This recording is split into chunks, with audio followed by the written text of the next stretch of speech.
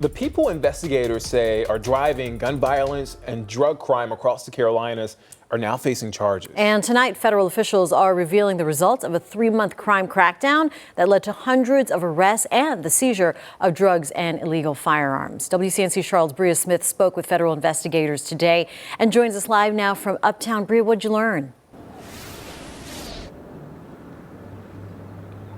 Yeah, Jane, well, Operation Spring Cleaning was a coordinated effort with one main goal: targeting violent crimes and those fueling it.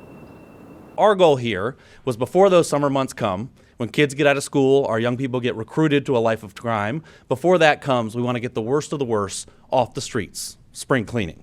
U.S. Attorney Russ Ferguson announced the operation resulted in 56 federal defendants charged, 157 fugitives apprehended, and the seizure of more than 254 kilograms of illegal drugs. 562 pounds of drugs.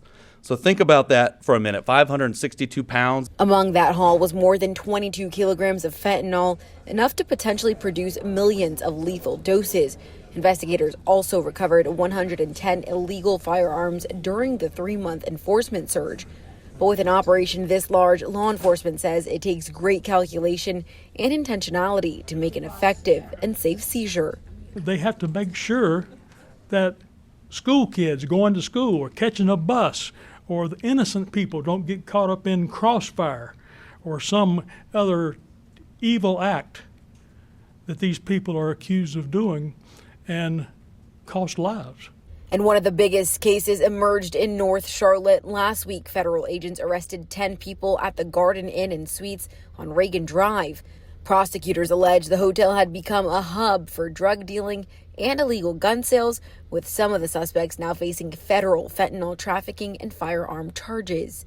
For us, particularly along I-85 and Sugar Creek, and I said this last week, we're going to work with our community. We're going to work with other city departments to make sure that we clean up that entire area and that it can be a safe place for people to live and reside, including our young people.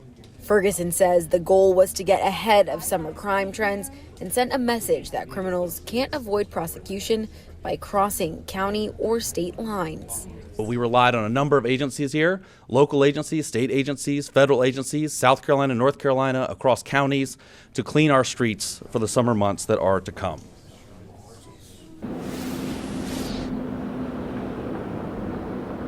Now, law enforcement leaders say this won't be the last major crackdown, as more are expected in the coming months. For now, live in Uptown, Bria Smith, WCNC Charlotte. Yeah, big bust for law enforcement. All right, and just in time for the summer.